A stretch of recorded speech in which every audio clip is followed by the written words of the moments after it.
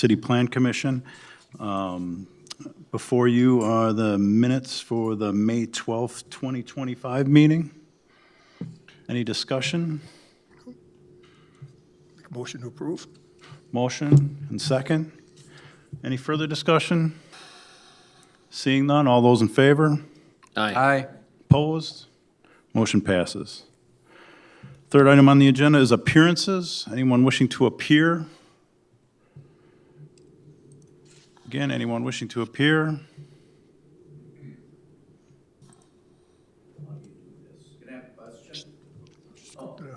Podium. I think I'm overaddressed. He asked if he can ask a question. I can't. We talk when our time is, mine's on the number 9. Is that when we talk, or do we have to tell you now that we want to talk? Are we going to allow that at the It's time? now. Now is the time to talk. Okay, so no, why don't you go ahead and do it now then? So which item are you? Item 9. Number 9. Then go They ahead, wanted- state your okay, name and I'm- address. Ken Held, in 3460 Rest Haven Road, Rubicon. There's a parcel that's getting split that I want you to deny the parcel being split from, it's A2 now, and you guys want to put it to R1, if I have that right. And according to Rubicon agreement, that it's got to stay A2. Jim Klink was gonna come here, must be running late. He did talk to you this morning about it. Am I right on this? Correct. So what he's looking to do is, you're still wanting to split the land, you just don't want the rezone. And the rezone Right. is, and the correct action will be to approve the CSM split, but not the rezone, because the town does not want it to be rezoned to R1, which is totally within the intergovernmental agreement and the extraterritorial zoning. So we can still split the land and it will remain A2. And we'll get to that when it comes. Yep. Good deal. Okay, that's what I wanted to discuss. Jim was coming, but he's running late, so I knew he talked to Jack, is that your name? Jacob. Jacob. Jacob, okay. Okay, Sounds that's what I good. wanted Thank to you. say. Okay, thanks. Thank you. Anyone else? All right, then on to item 4, the discussion and consideration of an amendment to the City of Hartford's 2030 Comprehensive Smart Growth Plans Future Land Use Map in the Town of Hartford. Jacob? All right, we're looking to amend our comprehensive plan. Most of these parcels that you see on you guys have the PowerPoint in front of you there. So there's 21 parcels here. They're mostly open space, but there's some medium family, light residential, medium density, light density residential. There is one heavier density residential. But for the most part, converting those from, in our comprehensive plan, from that type of land use to conservancy. The purpose of this is to allow those properties to then collect farmland tax credits, farmland preservation tax credits for those farm parcels. Again, we're not held to this at any time. As the city sees fit, we can amend this to what we find or deem appropriate. But at this time, I have no issue with amending the comprehensive plan to allow for these 21 parcels to move to conservancy so that they can get their farmland preservation tax credits. We were approached by Washington County, as well as the town, one of the town supervisors for the town of Hartford, to do this. Super, thank you.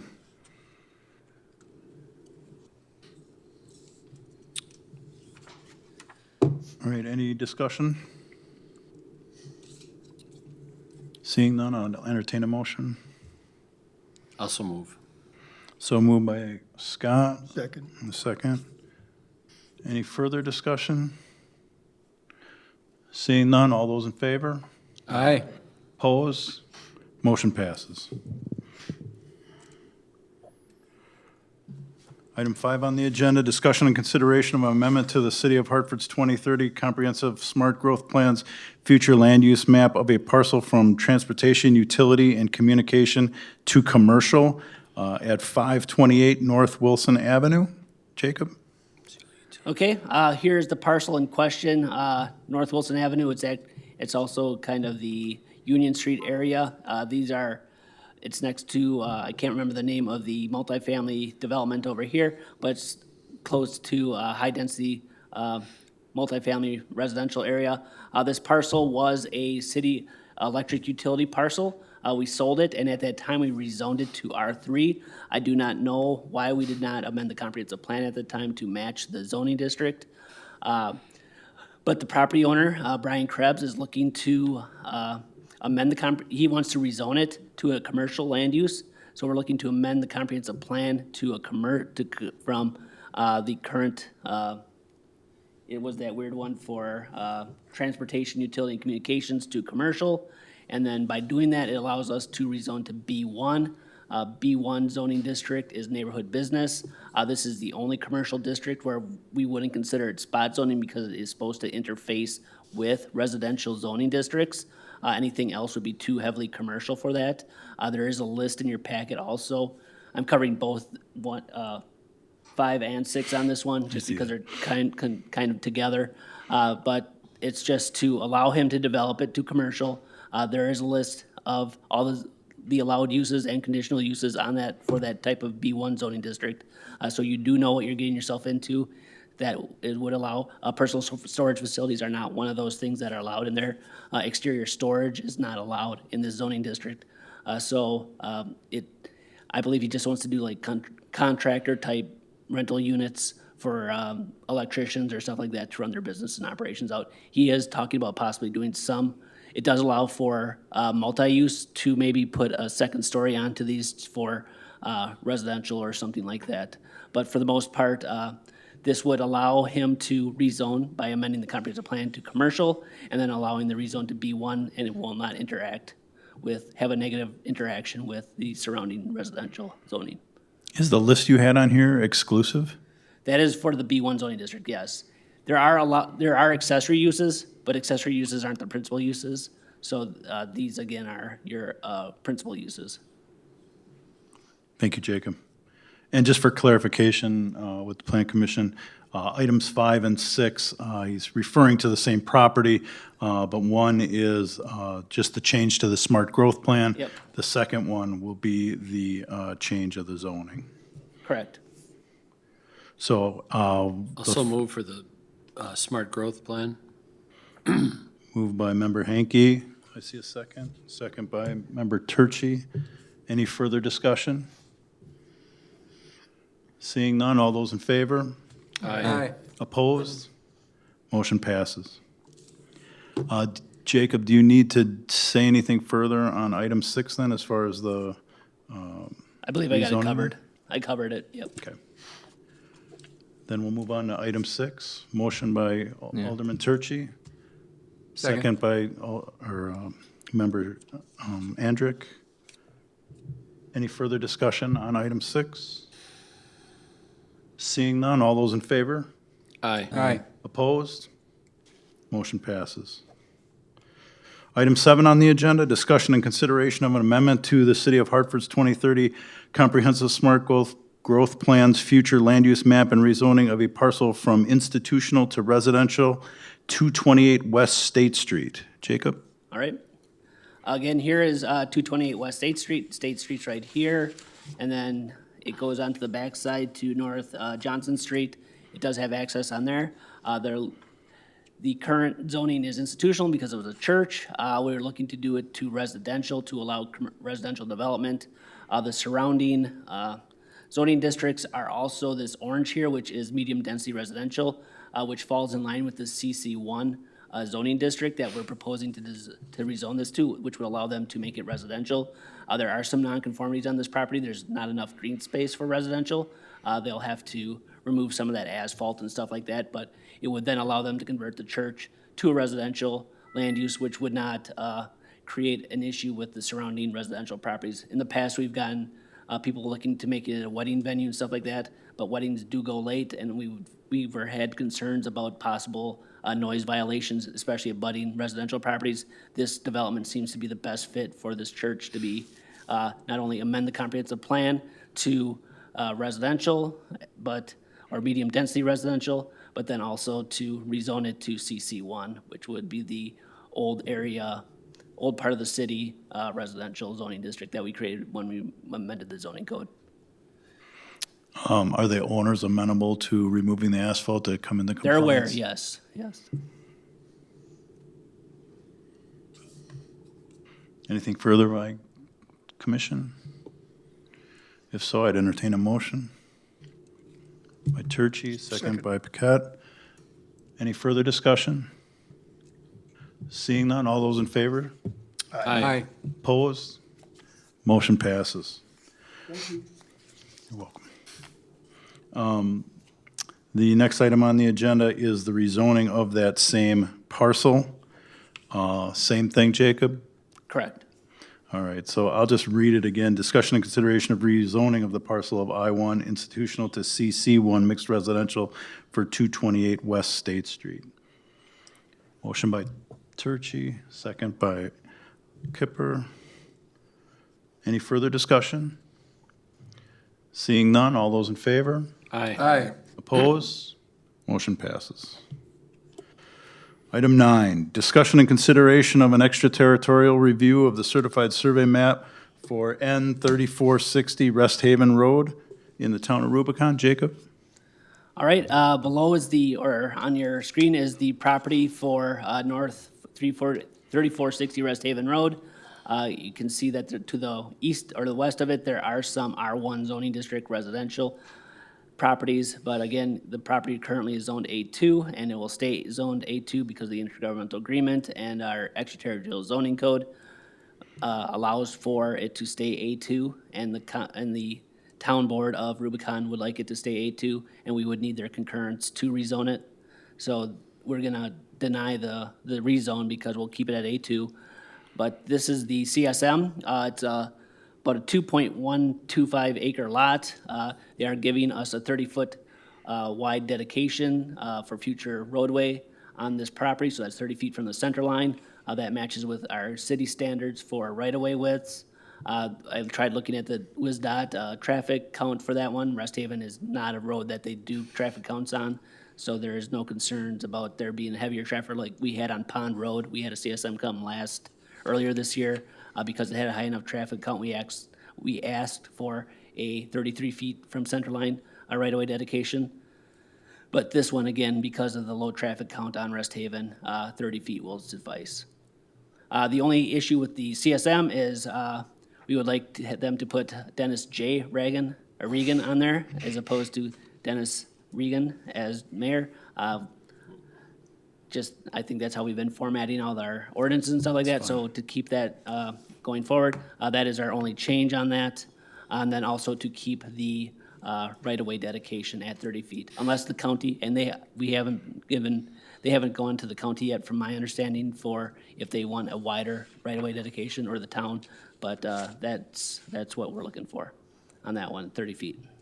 Super, thanks, Jacob. And again, for items 9 and 10, we are doing these separately, even though they are regarding the same property, so we'll address that one second. But this is the certified survey map one, so item 9, do I have a motion? Also move with the two changes.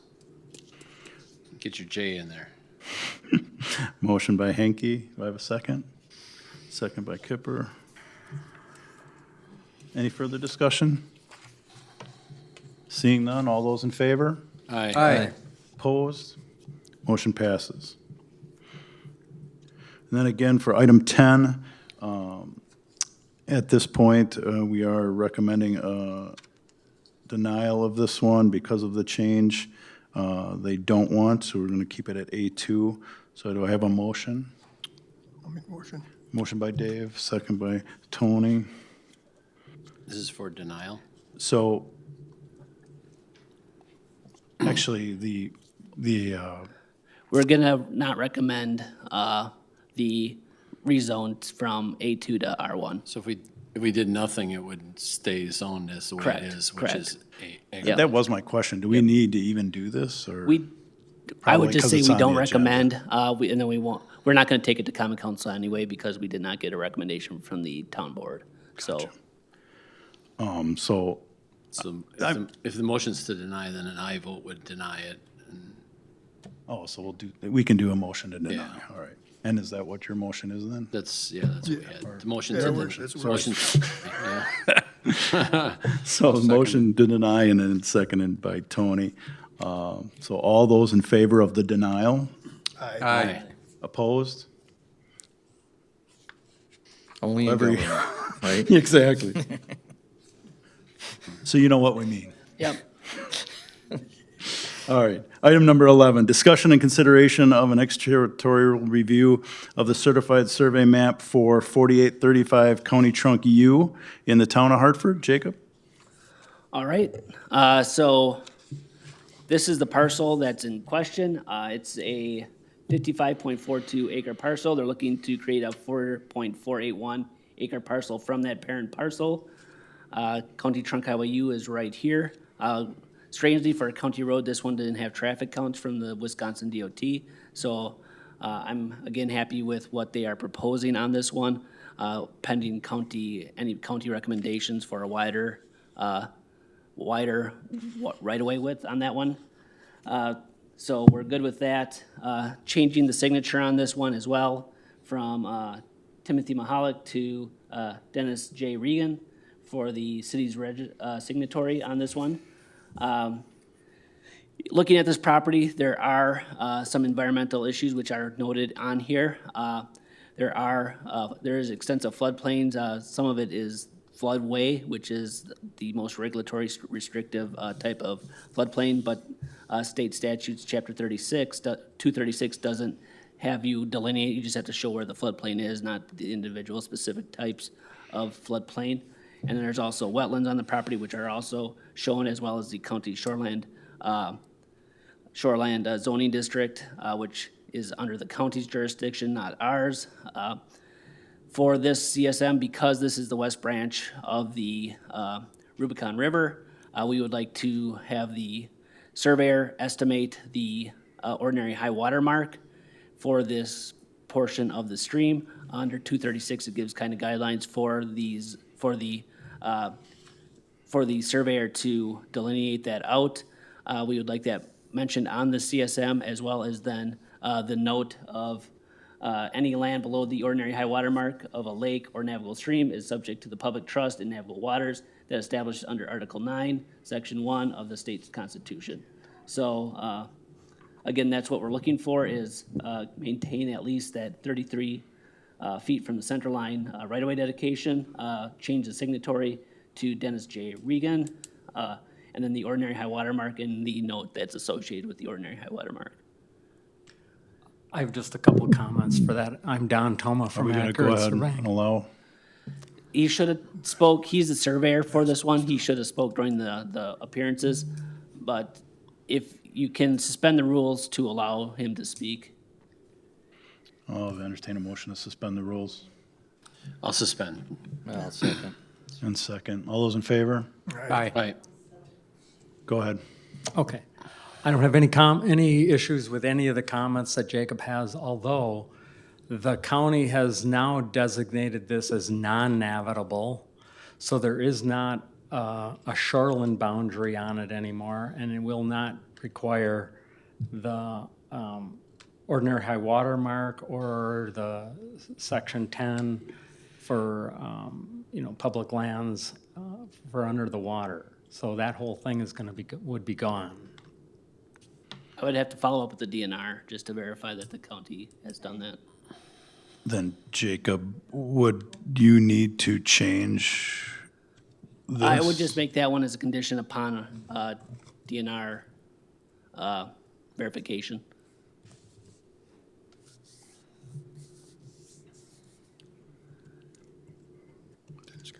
Jeff? How quickly do we need to move on this?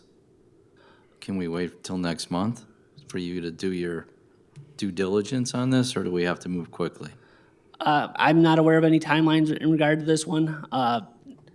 Again, if you make it conditional on DNR approval, if they say it's good, then we'll move forward. But then if it's not, then the DNR, then we would require the ordinary high water mark if the DNR is not approved of the counties. So we can leave it in, and Yep. then with the condition, Yep. it can be removed. Correct. So we can motion with conditional. Yep. Would you recommend that, or do you want to? I would recommend that. Yeah. Okay. I was not aware of the county's determination in regards to navigability. I'm assuming the county's going to have some documentation of this? I do have an email from the county, yeah. Okay. We can send it to them. Was there anything further? No, I don't have anything else. Thank you. Jacob, did you have anything further? No, All right, so we have,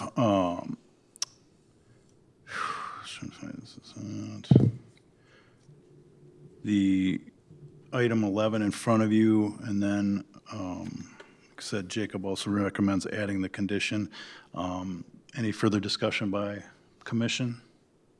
I would entertain a motion then, Also move as presented, with condition. the condition to, Motion by Henke, second by Paquette. Any further discussion? Seeing none, all those in favor? aye. Opposed? Motion passes. Item 12 on the agenda, discussion and consideration of a proposed site plan review in the M1 Light Industrial District, 761 West State Street. Jacob? all right, 761 State Street. Here is the parcel. Right here is Brown Newtown, and North Wacker Street right here at the intersection. This is the property as currently stands. There is a residential structure on there as well as a residential accessory structure. And if you notice to the right-hand side of the photo, there's the current existing personal storage facility on that property. So they're looking to remove the two parcels, the two structures, the residential structure as well as the residential accessory structure on the property to facilitate the development of two storage unit or proposed buildings for personal storage units as stated on the site plan. This is kind of the floor plan for the units that they are proposing. And then going back to our code, driveway setbacks for M1 zoning district is 15 feet. Going to this image here, there is a 10-foot setback here. Notice the driveway extends into the 10-foot setback for structures, but that driveways are an additional 5 feet from that, so it's actually 15 feet for driveways. So this needs to be reconfigured to allow for a compliant driveway.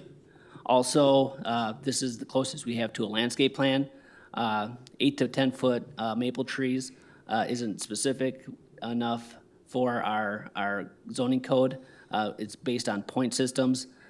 There are a lot of species of maple trees, some of which are not desirable, especially along frontages of the road, such as Norway maple and stuff like that. And then also, it doesn't really spell out what the foundation plantings are for along the structure that's facing State Street, which is required. So is there enough here that you need this to come back? We'll recommend approval with the conditions that that the following are submitted at time of submitting the plan for review for permitting.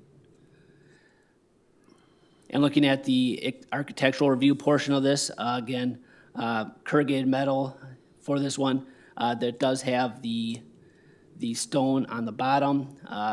There is contradictory information in the site plan. It should be 42 inches in height, including with the capstone. And then it should go around 2 feet around the edges to kind of create a transition between the steel and the frontage. We've done this, apparently, I talked to Steve this morning, we did this for Gaiman's on the west side. There is a transition on those, so I'd be looking for that transition again to move that. And then the other item also is the portion that faces State Street, that structure that where we have the brick and rock type of fascia there. We're also looking for fenestration, which is fake window types, kind of like how you see out at the Gaiman's one. There's the fake windows on the buildings. Again, that's to soften that up. That is a major entry corridor into our city, West State Street. So again, we want the addition of full windows to the structure to comply with the personal storage use or personal storage facility zoning code. Is the developer aware of all these? We've sent the notification on Friday, so we'll have to have conversations with the architect once they review the comments. So you're fine if we approve these with those conditions? Correct. So there were 8 conditions as part of that. And then again, any future occupancy of this building for outside of personal storage facilities needs to get a business operation plan, and if it requires a conditional use permit, they would have to get a conditional use permit. We've had issues with these types of developments prior where a business goes in there, they might need a paint hood or something like that, which brings in a whole bunch of new fire code requirements and stuff like that. We just want to make sure that it's compliant with not only building code, but fire code and any type of land use in the zoning code. So is that one of your conditions, or is that just an That's additional? one of them. That's number 8 is future occupancies outside of the land use of personal storage facility must submit a plan of business operation. All right, thank you for your thoroughness on this, Jacob. All right, do you have item, Quick question. yep, go ahead. Jacob, you said there is an existing building Correct. that's going to stay? Correct, and they will have to, and as part of the conditions and one of these 8 conditions, they will have to pull a demolition permit, which is actually part of our building permit process. And because it's a principal structure, or any structure for that matter, the DNR would need to review it to make sure that there's no lead or asbestos.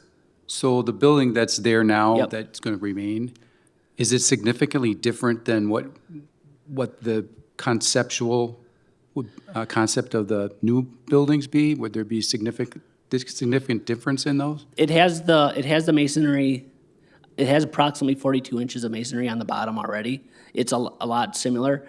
At the time when that one was built, we didn't have the fenestration portion, but it goes from, not north to south, but west to east, and the east portion is the smaller end of the building. So the fenestration on there is not there, but it's a smaller section of that structure as opposed to the long side that runs north to south. Thank you. Any other discussion? I mean, with all these conditions, and we just sent it out Friday, and today's Monday, Yep. I mean, do we really want to move on this until we get feedback? Generally, this is how we've always done them. And in the communities I've worked with, this is how we've always done it, is where we've given out the conditions and then they have to amend their plans to the conditions, or they can come back to the plan commission for either an amended plan that is extensively, we do allow for minor revisions without coming back to the plan commission, but if there's a substantial change to it, then they'd have to come back to the plan commission. And if a variance is needed, that's a whole different animal. I would say this is more than what we would normally do, but the changes don't seem to be that extreme that, And a lot of times, we do not get landscape plans or incomplete landscape plans with submittals to Plan Commission. We didn't, because it's industrial nature, we didn't ask for a lighting plan for this one because we weren't worried about light bleeding off into residential neighborhoods. But the major concerns, again, is just making sure that they're compliant with the wraparound, the 42 inches, and then the fenestration. The fenestration is probably the biggest one the biggest obstacle on the site plan.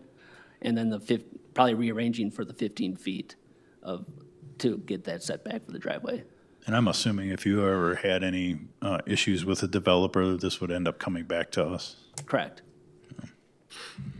All right, anything further? If not, I'll entertain a motion. Also move with the recommendation, the 8 recommendations. Moved by Henke, second by Andrick. Any further discussion? Seeing none, all those in favor? Aye. Oppose? Motion passes.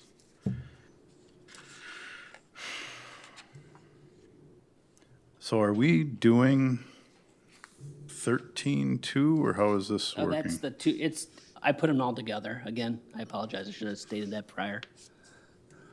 So I'll tell you what, we'll go ahead and do 13 the same way.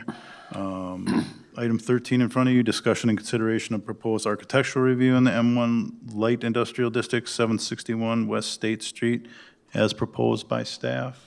Motion to approve with conditions. Motion by Paquette, second by Kipper. Any further discussion? Seeing none, all those in favor?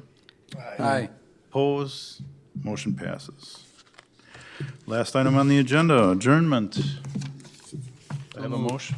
Motion by Andrick, Sure. second by Paquette. All those in favor? Aye. Opposed? We are adjourned.